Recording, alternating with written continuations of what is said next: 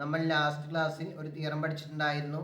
ആ തിയറത്തിൽ പറഞ്ഞത് ഇതാണ്: ഒരു വെക്റ്റർ സ്പേസ് വിയുടെ ഒരു ബേസിസ് എസ് ചൂസ് ചെയ്ത് കഴിഞ്ഞാൽ ദെൻ ആ വെക്റ്റർ സ്പേസിലെ ഏതൊരു vector v small v choose ചെയ്താലും ആ വിനെ ബേസിസിലെ എലമെൻസിൻ്റെ ലീനിയർ കോമ്പിനേഷൻ ആയിട്ട് യൂണീക്ക് വേയിൽ എക്സ്പ്രസ് ചെയ്യുവാൻ സാധിക്കുമെന്നാണ് ആ തിയറത്തിൽ പറഞ്ഞിട്ടുണ്ടായിരുന്നത്.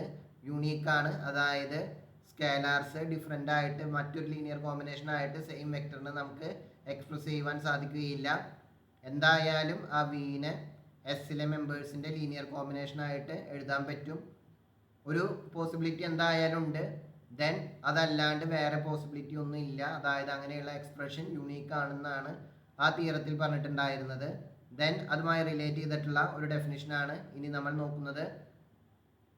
എസ് എന്നുള്ള ഒരു സെറ്റ്, വിയുടെ ഒരു സബ്സെറ്റ് വി എന്നുള്ള വെക്ടർ സ്പേസിൻ്റെ ബേസിസ് ആണെന്ന് വിചാരിക്കുക. അതിലുള്ള ഒരു എലമെൻ്റ് ആണ്, അതായത് ഒരു വെക്ടറാണ് സ്മോൾ വി എന്ന് വിചാരിക്കുക. ദെൻ തിയറം 4.4.1 അപ്ലൈ ചെയ്യുമ്പോൾ വിനെ എസ്സിലെ മെമ്പേഴ്സിൻ്റെ ലീനിയർ കോമ്പിനേഷൻ ആയിട്ട് നമുക്കൊരു യൂണീക്ക് വേയിൽ എക്സ്പ്രസ് ചെയ്യുവാൻ സാധിക്കും. അതിങ്ങനെയാണെന്ന് വിചാരിക്കുക: v equal to C1 V1 plus C2 V2 plus etcetera plus CN VN. നമ്മൾ അവിടെ പറഞ്ഞിട്ടുണ്ടായിരുന്നു ഈ C1 C2 എക്സെട്ര CN എല്ലാം സ്കേലാർസ്. ഇനി ഈ സ്കേലാർസ് മാറ്റിയിട്ട് വേറെ സ്കേലാർസ് എടുത്തിട്ട് നമുക്ക് സെയിം വിനെ എക്സ്പ്രസ് ചെയ്യുവാൻ സാധിക്കില്ല, അവരുടെ ലീനിയർ കോമ്പിനേഷൻ ആയിട്ട് എഴുതാൻ സാധിക്കില്ല എന്ന് പറഞ്ഞു. അതായത് ഈ എക്സ്പ്രഷൻ യൂണീക്കാണ്, നമുക്കിങ്ങനെ തന്നെയാണ് വിനെ എക്സ്പ്രസ് ചെയ്യുവാൻ സാധിക്കുകയുള്ളൂ. ദെൻ ഇവരുടെ ഈ കോർഡിനേറ്റ്സ്, ഈ scalars C1 C2 etcetera CN, അതിന് നമ്മൾ വിളിക്കുന്നത് coordinates of v relative to the basis s. S എന്നുള്ള ബേസിസ് ആണ് നമ്മൾ കൺസിഡർ ചെയ്യുന്നതെങ്കിൽ ആ വിയുടെ കോർഡിനേറ്റ്സ് എന്നാണ് ഈ C1 C2 എക്സെട്ര CN വിളിക്കുന്നത്. നമ്മൾ വേറൊരു ബേസിസ് യൂണീക്ക് ഒന്നല്ല, വെക്ടർ സ്പേസ് വിയുടെ മറ്റൊരു ബേസിസ് ആണ് എടുക്കണമെന്ന് വിചാരിക്കുക. എസ് ഡാഷ് എന്നുള്ള മറ്റൊരു ബേസിസ് ആണ് എടുക്കണമെന്ന് വെച്ചാൽ ഈ സ്കേലാർസ് അതിനനുസരിച്ച് മാറിക്കൊണ്ടിരിക്കും. ഇപ്പോൾ നമ്മളൊരു ബേസിസ് ഫിക്സ് ചെയ്ത് കഴിഞ്ഞാൽ നമുക്കൊരു യൂണീക്ക് വേയിലാണ് വിനെ ആ ബേസിസിലെ എലിമെൻസിൻ്റെ ലീനിയർ കോമ്പിനേഷൻ ആയിട്ട് എഴുതാൻ സാധിക്കുകയുള്ളൂ. അപ്പോൾ അതിന് കറസ്പോണ്ടിങ് ആയിട്ട് ഇതിന് നമ്മളൊരു ഓർഡേഡ് ബേസിസ് എന്നുള്ള പോലെ കരുതണം. അതായത് ഇവർക്കൊരു നിശ്ചിത ഓർഡർ കൊടുക്കണം. V1 ഫസ്റ്റത്തെ, V2 അങ്ങനെ ഒരു ഓർഡറിൽ അവരെ അറേഞ്ച് ചെയ്യാം. ദെൻ അതിന് കറസ്പോണ്ടിങ് ആയിട്ട് V1ൻ്റെ കോർഡിനേറ്റ് C1, അങ്ങനെ V2ൻ്റെ C2 എക്സെട്ര VNൻ്റെ CN. ഈ സ്കേലാർസിനെയാണ് coordinates of v relative to the basis S എന്ന് വിളിക്കുന്നത്. അപ്പോൾ അതൊരു വെക്റ്റർ ഫോമിൽ എഴുതുകയാണെങ്കിൽ എസ്സിലെ n വെക്റ്റേഴ്സ് ആണെങ്കിൽ നമുക്ക് അവിടെ n സ്കേലാർസ് ഉണ്ടായിരിക്കും. അപ്പോൾ അതൊരു n ടപ്പിൾ ആയിട്ട് എഴുതുകയാണെങ്കിൽ, ഓർഡേഡ് n ടപ്പിൾ ആയിട്ട് എഴുതുകയാണെങ്കിൽ C1 C2 എക്സെട്ര CN എന്നുള്ള ഓർഡേഡ് n ടപ്പിൾ Rലൊരു ഓർഡേഡ് n ടപ്പിൾ ഇതിൽ നിന്നും കൺസ്ട്രക്ട് ചെയ്യുകയാണെങ്കിൽ അതിനെയാണ് coordinate vector of v relative to S എന്ന് വിളിക്കുന്നത്. അതായത് ഇത് ജസ്റ്റ് കോമ ഇട്ടിട്ട് എഴുതി കഴിഞ്ഞാൽ coordinates of v relative to the basis S, then അതൊരു ഓർഡേഡ് n ടപ്പിൾ ആയിട്ട് എഴുതുകയാണെങ്കിൽ അതിനെ coordinate vector of v relative to S. അത്രയേ ഉള്ളൂ. അത് നൊട്ടേഷൻ ഇങ്ങനെയാണ് നമ്മൾ എടുക്കുന്നത്. ഓക്കെ, അപ്പോൾ ഇനി അതിനെ റിലേറ്റ് ചെയ്തിട്ടുള്ള പ്രോബ്ലംസ് ആണ് ഡിസ്കസ് ചെയ്യുവാൻ പോകുന്നത്. ആദ്യം സ്റ്റാൻഡേർഡ് ബേസിസ് വെച്ചിട്ടുള്ള കോർഡിനേറ്റ്സ് എങ്ങനെ കണ്ടുപിടിക്കാം എന്നുള്ളതാണ്. അത് വളരെ എളുപ്പമാണ്. ഏറ്റവും ആദ്യം Rnൻ്റെ സ്റ്റാൻഡേർഡ് ബേസിസ് ആണ് പറയുന്നത്. നമുക്കറിയാം Rnൻ്റെ standard basis set E1 E2 etcetera En. അവരുടെ പ്രത്യേകത E1 എന്ന് വെച്ചാൽ ഫസ്റ്റ് എൻട്രി 1, ബാക്കി എല്ലാ കോർഡിനേറ്റ്സും 0. E2 ആകുമ്പോൾ സെക്കൻഡ് കോർഡിനേറ്റ് 1, ബാക്കി എല്ലാം 0. E3 ആകുമ്പോൾ തേർഡ് കോർഡിനേറ്റ് 1, ബാക്കി എല്ലാ കോർഡിനേറ്റ്സും 0.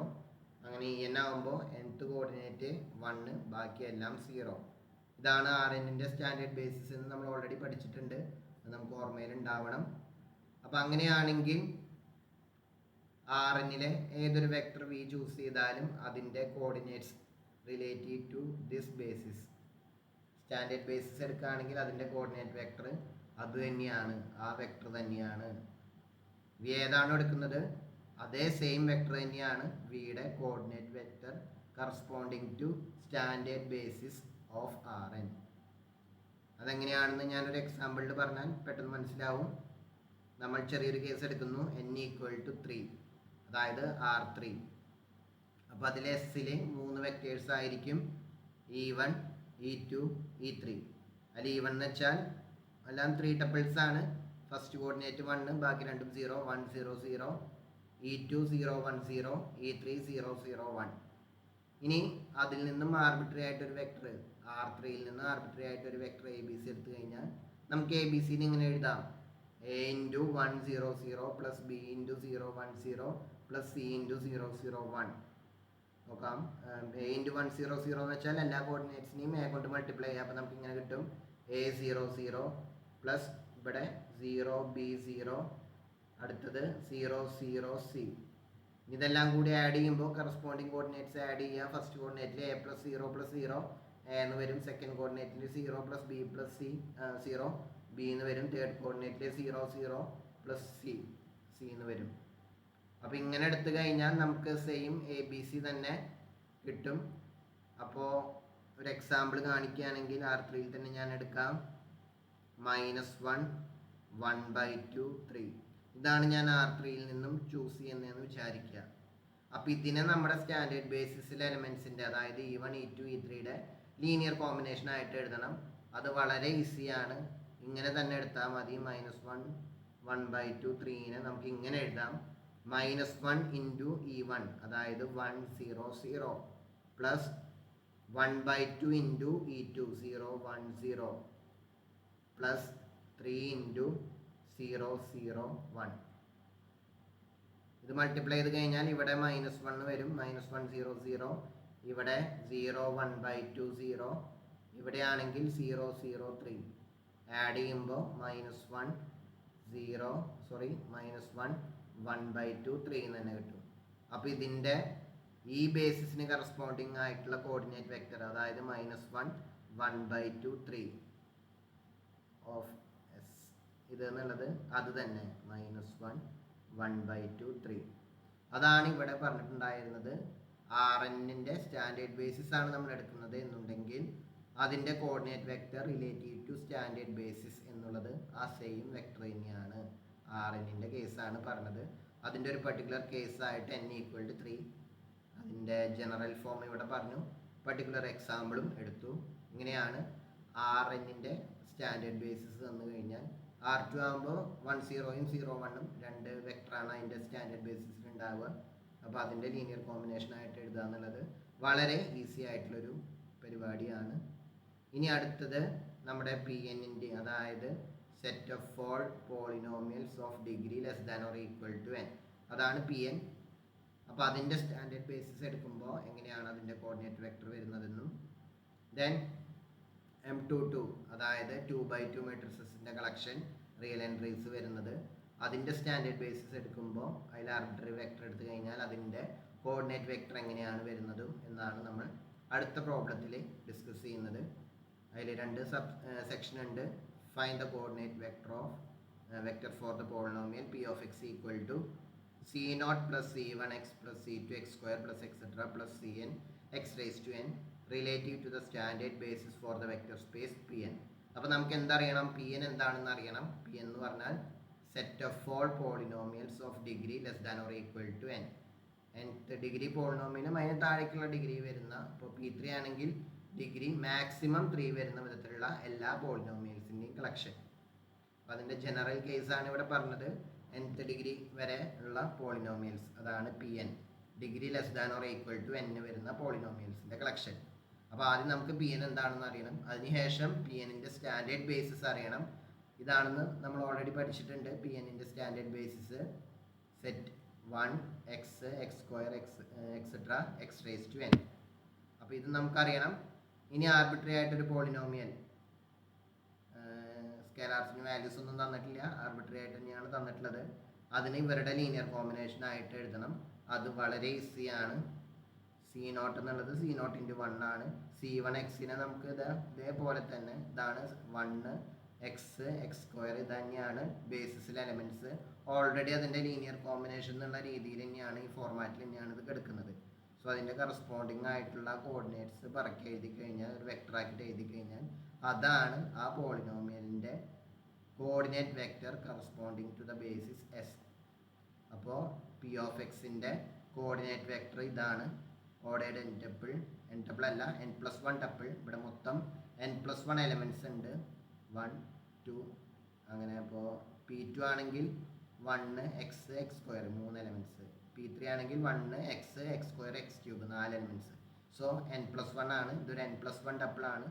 അപ്പോൾ ഇതാണ് അതിൻ്റെ കോർഡിനേറ്റ് വെക്റ്റർ. നമുക്കൊരു എക്സാമ്പിൾ വേണമെങ്കിൽ എഴുതാം. ഇവിടെ തന്നെ ഒരു പർട്ടിക്കുലർ കേസ് P(x) ഞാൻ ഇങ്ങനെ എടുക്കുന്നു. n=3 ആണ് ഞാൻ എടുക്കുന്നത്. അപ്പോൾ P3, അപ്പോൾ അതിൻ്റെ സ്റ്റാൻഡേർഡ് ബേസിസിൽ 1 x x square x cube. അപ്പോൾ ഞാൻ ഡിഗ്രി <3 വരുന്ന ഏത് പോളിനോമിയൽസ് എടുക്കാം. ഞാൻ തൽക്കാലം സെക്കൻഡ് ഡിഗ്രി പോളിനോമിയലാണ് എടുക്കുന്നത്, 3x² - 4x + 5. അപ്പോൾ ഇതിന് ഇവരുടെ ലീനിയർ കോമ്പിനേഷൻ ആയിട്ട് എഴുതണം. അതിങ്ങനെയാണ്. ഇനി വേണമെങ്കിൽ നമുക്ക് എളുപ്പത്തിന് ഇത് തിരിച്ചെഴുതാം. 5 - 4x + 3x². അങ്ങനെ എഴുതണമെന്ന് നിർബന്ധമൊന്നുമില്ല, ഞാനൊരു എളുപ്പത്തിന് എഴുതിയതാണ്. P(x)നെ നമുക്കിങ്ങനെ എഴുതാം. 1 × 5 -4 ഇൻറ്റു അല്ലെങ്കിൽ +-4 into X plus 3 into x² plus 0 into x³ അപ്പോൾ അതിൻ്റെ കോർഡിനേറ്റ്സ് ഇപ്പോൾ ഈ എടുത്ത P(x)ന് കറസ്പോണ്ടിങ് ആയിട്ടുള്ള കോർഡിനേറ്റ് വെക്ടർ ഇങ്ങനെ വരും. 1 -4 3 0. അപ്പോൾ ഇങ്ങനെയാണ് പോളിനോമിയൽസിൻ്റെ കളക്ഷനിൽ സ്റ്റാൻഡേർഡ് ബേസിസിന് കറസ്പോണ്ടിങ് ആയിട്ടുള്ള കോർഡിനേറ്റ് വെക്ടർ എഴുതുന്നത്. ഇനി അടുത്തത് മെട്രിക്സ് ആണ്. M22 ആണ്, അതായത് 2x2 മെട്രിക്സസ് വിത്ത് റിയൽ എൻട്രീസ്. ഇതാണ് നമ്മുടെ സ്പേസ്. അതിലത്തെ ആർബിട്രറി ആയിട്ടുള്ള ഒരു മെട്രിക്സ് ആണ് അവരെടുത്തിട്ടുള്ളത്. ABCD എന്നുള്ള ഒരു 2x2 മെട്രിക്സ് എടുത്തിട്ടുണ്ട്. അതിൻ്റെ കോർഡിനേറ്റ് വെക്ടർ ആണ് നമ്മളോട് സെക്കൻഡ് സെക്ഷനിൽ കണ്ടുപിടിക്കാൻ പറഞ്ഞിട്ടുള്ളത്.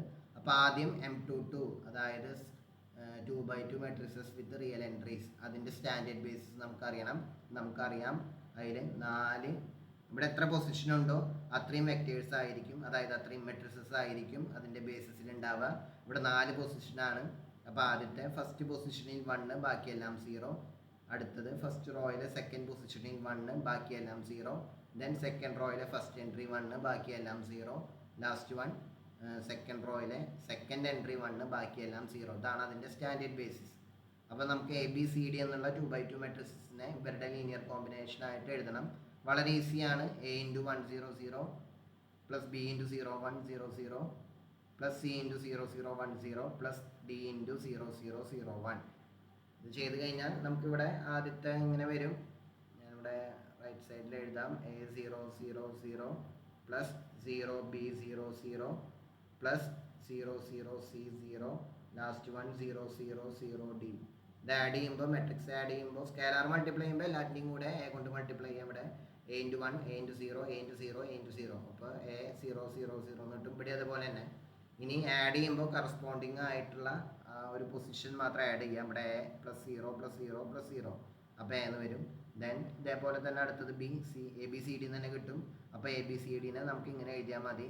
A × 1 0 0 ഇതേപോലെ തന്നെ. അപ്പോൾ അതിൻ്റെ കറസ്പോണ്ടിങ് ആയിട്ടുള്ള ആ കോർഡിനേറ്റ്സ്, ആ സ്കേലാർസ് പറക്കിയെടുത്ത് എഴുതുക. 4 ടപ്പിളാണ്, 4 വെക്ടർ ഉള്ളതുകൊണ്ട് 4 ടപ്പിളാണ്. ഇതാണ് അതിൻ്റെ കോർഡിനേറ്റ് വെക്ടർ. അപ്പോൾ നമുക്കൊരു എക്സാമ്പിളായിട്ട് പറയുകയാണെങ്കിൽ, ഞാനൊരു മെട്രിക്സ് ഇങ്ങനെ എടുക്കുന്നു. B എന്നുള്ള മെട്രിക്സ് 8 -1/3 √2 3. അപ്പോൾ ഇതിനെ നമുക്ക് ഇങ്ങനെ എഴുതാം. 8 × 1 0 0 0 പ്ലസ് -1/3 × 0 1 0 0 പ്ലസ് √2 × 0 0 1 0 പ്ലസ് 3 × 0 0 0 1. അപ്പോൾ ബിയുടെ coordinate vector relative to standard basis എന്നുള്ളത് ഓർഡേഡ് 4 ടപ്പിൾ 8 -1/3 √2 3. അപ്പോൾ ആ മെട്രിസസിലുള്ള ഈ ഒരു ഓർഡർ കീപ്പ് ചെയ്യുക. ഇങ്ങനെ ഒരു ഓർഡർ ഇങ്ങനെ പോയിട്ട് ഈ ഒരു ഓർഡർ കീപ്പ് ചെയ്തിട്ട് അതൊരു 4 ടപ്പിളായിട്ട് എഴുതി കഴിഞ്ഞാൽ നമുക്കതിൻ്റെ കറസ്പോണ്ടിങ് ആയിട്ടുള്ള കോർഡിനേറ്റ് വെക്ടർ കിട്ടും. ഇനിയിപ്പോൾ ഇത് 2x2 പകരം 3x3 അല്ലെങ്കിൽ ഏത് ഓർഡറിലുള്ളതാണെങ്കിലും, 2x3 ആണെങ്കിലും ഇതിന് കറസ്പോണ്ടിങ് ആയിട്ട് നമുക്ക് ജസ്റ്റ് ആ ഓർഡർ കീപ്പ് ചെയ്തിട്ട് പോന്നു കഴിഞ്ഞാൽ അത് വെക്ടറായിട്ട് എഴുതി കഴിഞ്ഞാൽ ഫസ്റ്റ് റോയിലുള്ളത് ആദ്യം എഴുതുക, സെക്കൻഡ് റോയിലുള്ള പിന്നീട്, പിന്നെ തേർഡ് റോ ഉണ്ടെങ്കിൽ അങ്ങനെ അതൊരു ഓർഡറിൽ എത്ര പൊസിഷൻ ഉണ്ടോ അങ്ങനെയുള്ള n പൊസിഷൻ ഉണ്ടെങ്കിൽ ഒരു n ടപ്പിൾ ആയിരിക്കും കിട്ടുക. അതാണ് അതിൻ്റെ കോർഡിനേറ്റ് വെക്റ്റർ. അപ്പോൾ അതും വളരെ ഈസിയാണ്. നമുക്ക് കുറച്ച് ശ്രദ്ധിച്ച് ചെയ്യേണ്ടത് ആറിലത്തെ കേസ് തന്നെയാണ്. സ്റ്റാൻഡേർഡ് ബേസിസിന് പകരം വേറെ ഏതെങ്കിലുമൊക്കെ ഒരു ബേസിസ് വന്നു കഴിഞ്ഞാൽ അതിൻ്റെ കോർഡിനേറ്റ്സ് കണ്ടുപിടിക്കുന്നതാണ് നമുക്ക് ഇത്തിരി ബുദ്ധിമുട്ടുള്ളൊരു കാര്യം. നമ്മൾ ഓൾറെഡി ഈ set of 3 vectors v1 v2 v3 അത് R3യുടെ ബേസിസ് ആണെന്നുള്ളത് ഫസ്റ്റ് ക്ലാസ്സിൽ ഡിസ്കസ് ചെയ്തിട്ടുണ്ടായിരുന്നു. ഫസ്റ്റോ സെക്കൻഡ് ക്ലാസ്സിൽ ഡിസ്കസ് ചെയ്തിട്ടുണ്ടായിരുന്നു. ഇത്രയേ ഉള്ളൂ. അത് പ്രൂവ് ചെയ്യാൻ ഇത്രയേ ഉള്ളൂ. ഇത് കറസ്പോണ്ടിങ് ആയിട്ട് ഓരോ വെക്ടറും ഓരോ കോളം വെക്ടറായിട്ട് എഴുതിയാൽ മതി. 1 2 1 2 9 0 3 3 4. നമുക്ക് രണ്ട് കാര്യം വേണം ബേസിസ് ആവണമെങ്കിൽ. ലീനിയർലി ഇൻഡിപെൻഡൻറ്റും അതുപോലെ തന്നെ R3നെ സ്പാൻ ചെയ്യുന്നതും കാണിക്കണം. ഇത് രണ്ടിനും വേണ്ടി ഇത്ര ചെയ്താൽ മതി. ഈ ഒരു മെട്രിക്സിൻ്റെ ഡിറ്റർമിനൻറ്റ് നോട്ട് ഈക്വൽ ടു 0 എന്ന് കാണിച്ചാൽ മതി. നമ്മൾ ഓൾറെഡി അത് ചെയ്തിട്ടുണ്ട്. ഇത് R3യുടെ ഒരു ബേസിസ് ആണെന്ന് നമ്മൾ ഓൾറെഡി വെരിഫൈ ചെയ്തിട്ടുണ്ട്. ഇനി നമ്മളോടുള്ള ഇവിടുത്തെ ചോദ്യം ഇതാണ്. വി എന്നുള്ളൊരു വെക്ടർ തന്നിട്ടുണ്ട് 5 -1 9. ഇതിൻ്റെ ഈ ഒരു വെക്ടറിൻ്റെ ഈ ബേസിസിന് കറസ്പോണ്ടിങ് ആയിട്ട് എസ് എന്നുള്ളത് ഇങ്ങനെ എടുക്കുന്നു. ഈ v1 v2 v3 ഇതിന് കറസ്പോണ്ടിങ് ആയിട്ടുള്ള കോർഡിനേറ്റ് വെക്ടർ കണ്ടുപിടിക്കാനാണ് നമ്മളോട് പറഞ്ഞിട്ടുള്ളത്. ആദ്യത്തെ ക്വസ്റ്റ്യൻ അതാണ്. രണ്ടാമത്തെ ഇത് പറയുന്നത് കോർഡിനേറ്റ് വെക്ടർ തന്നിട്ടുണ്ട്. നമ്മളോട് വെക്ടർ ഏതാണെന്ന് കണ്ടുപിടിക്കാൻ പറഞ്ഞിട്ടുണ്ട്. എസ്സിന് കറസ്പോണ്ടിങ് ആയിട്ടുള്ള കോർഡിനേറ്റ് വെക്ടർ ആണ് തന്നിട്ടുള്ളത്. സോ ഇത് തന്നെ ആവില്ല. അത് സ്റ്റാൻഡേർഡ് ബേസിസ് ആകുമ്പോൾ നമുക്ക് ഈസി ആയിട്ട് നമ്മുടെ കറസ്പോണ്ടിങ് വി എന്നുള്ള വെക്ടറും ഇത് തന്നെ ആയിരിക്കും. പക്ഷേ ഇവിടെ സ്റ്റാൻഡേർഡ് ബേസിസ് അല്ല. അപ്പോൾ ഈ കേസിൽ നമുക്ക് കുറച്ച് ചെയ്യാനുണ്ട്. ബി പാർട്ട് എളുപ്പമാണ്, എ പാർട്ടിലാണ് നമുക്ക് കുറച്ച് ചെയ്യാനുള്ളത്. അപ്പോൾ ആദ്യം നമുക്ക് തന്നിട്ടുള്ള വെക്ടറിനെ 5 -1 9 എന്നുള്ള വെക്ടറിനെ c1 v1 plus c2 v2 plus c3 v3 ഈ ഫോമിൽ ഇവരുടെ ലീനിയർ കോമ്പിനേഷൻ ആയിട്ട് നമുക്ക് എഴുതണം. അതാണ് നമ്മളോട് പറഞ്ഞിട്ടുള്ളത്. അപ്പോൾ അതിൻ്റെ c1 c2 c3 എന്താണെന്നാണ് നമ്മളോട് കണ്ടുപിടിക്കാൻ പറഞ്ഞിട്ടുള്ളത്. അപ്പോൾ നമുക്കതൊരു എക്സ്പാൻഡഡ് ഫോമിൽ എഴുതാം. 5 -1 9 ഈക്വൽസ് c1 ഇൻറ്റു v1 എന്നുള്ളത് 1 2 1 plus c2 into 2 9 0 plus c3 into 3 3 4. ഇത് മൾട്ടിപ്ലൈ ചെയ്യുമ്പോൾ ഇവിടെ c1 2c1 c1 2c2 9c2 0 then 3c3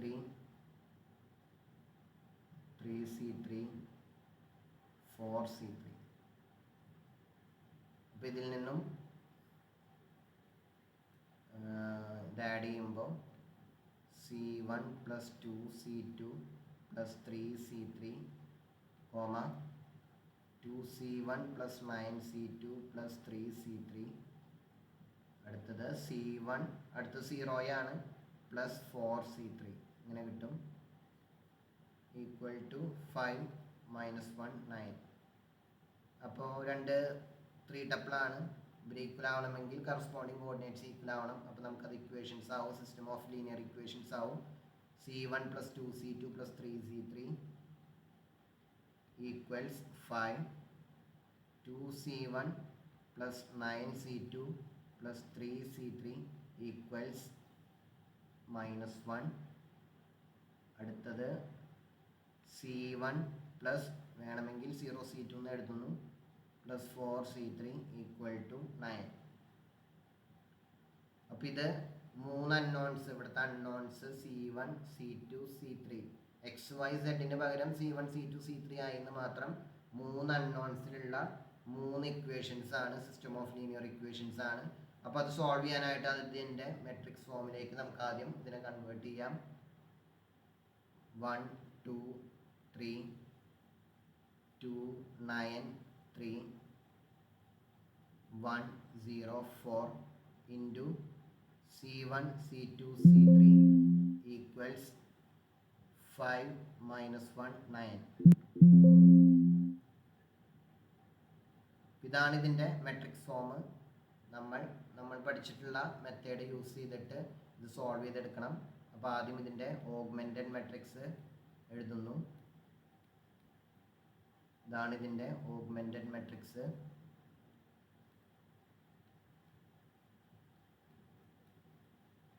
ഇതിൻ്റെ നമ്മൾ റോ റെഡ്യൂസ്ഡ് ഫോമിലേക്ക് കൺവേർട്ട് ചെയ്യുകയാണ്.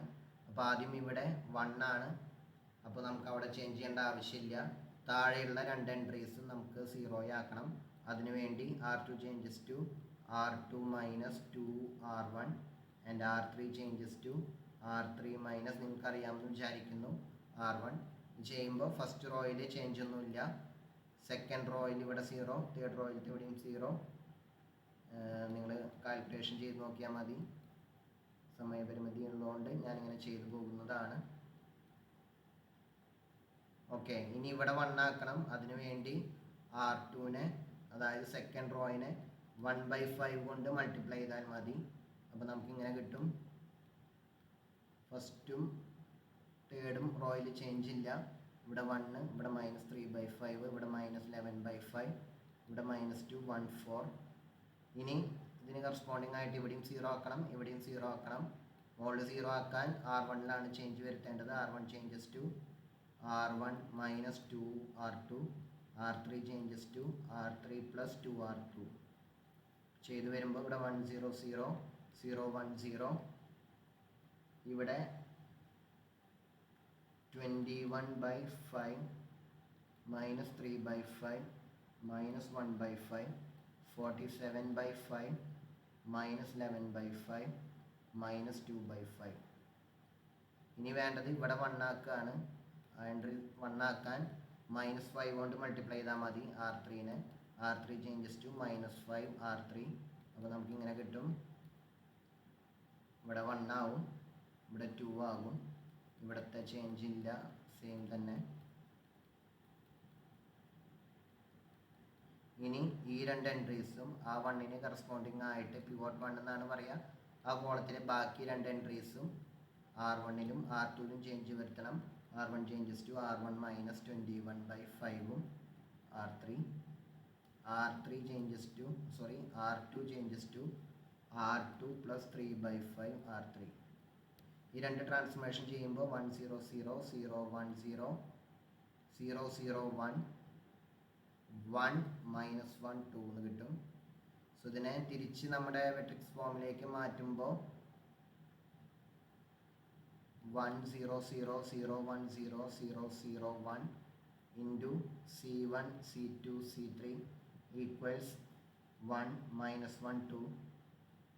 വീണ്ടും നമ്മുടെ ഇക്വേഷൻ ഫോമിലേക്ക് ആക്കുമ്പോൾ ഇത് മൾട്ടിപ്ലൈ ചെയ്യുമ്പോൾ 1 into C1 plus 0 into C2 plus 0 into C3. അപ്പോൾ അവിടെ C1 അത് ഈക്വൽ ടു 1 എന്ന് കിട്ടും. അതുപോലെ C2 ഈക്വൽ ടു -1 എന്ന് കിട്ടും. C3 ഈക്വൽ ടു 2 എന്ന് കിട്ടും. ഇതാണ് അപ്പോൾ അതിൻ്റെ കോർഡിനേറ്റ്സ് വരുന്നത്. അപ്പോൾ കോർഡിനേറ്റ് വെക്ടർ 1 -1 2. അപ്പോൾ ഇതാണ് നമ്മുടെ ആദ്യത്തെ ക്വസ്റ്റ്യൻ്റെ ആൻസർ. ഇനി നമ്മളോട് രണ്ടാമത്തെ ക്വസ്റ്റ്യനിൽ ചോദിച്ചിട്ടുള്ളത് ഒരു വെക്ടറിൻ്റെ കോർഡിനേറ്റ് വെക്ടർ തന്നിട്ടുണ്ട്. -1 3 2 ആണ് അതിൻ്റെ V(S) തന്നിട്ടുള്ളത്. V കണ്ടുപിടിക്കാനാണ് പറഞ്ഞിട്ടുള്ളത്. അപ്പോൾ ഇതാണ് C1, ഇതാണ് C2, ഇതാണ് C3. ഇത്ര ആലോചിച്ചാൽ മതി. അപ്പോൾ V കണ്ടുപിടിക്കാൻ C1 ഇൻറ്റു നമ്മുടെ V1 plus C2 into V2 plus C3 into V3. അപ്പോൾ ഇവിടെ C1ൻ്റെ വാല്യൂ -1, V1 നമ്മുടെ വെക്ടർ 1 2 1 പ്ലസ് C2ൻ്റെ വാല്യൂ 3, V2 എന്നുള്ള വെക്ടർ 2 9 0. ദെൻ നമ്മുടെ അടുത്ത വെക്ടർ C3 2, V3 എന്നുള്ള വെക്ടർ 3 3 4.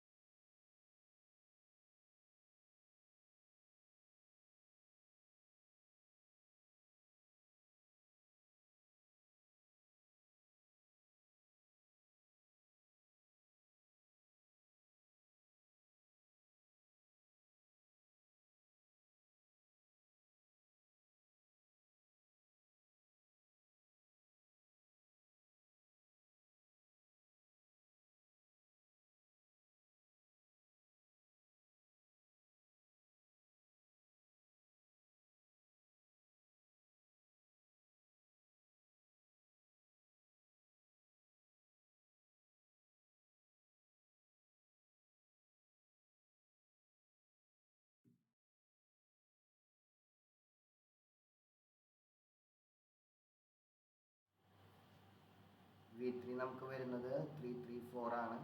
മൾട്ടിപ്ലൈ ചെയ്യുമ്പോൾ ഇവിടെ -1 -2 -1 പ്ലസ് 627 0 × 3 അത് തന്നെ. ഇവിടെ 6 6 8. അപ്പോൾ ഇത് ആഡ് ചെയ്ത് കഴിഞ്ഞാൽ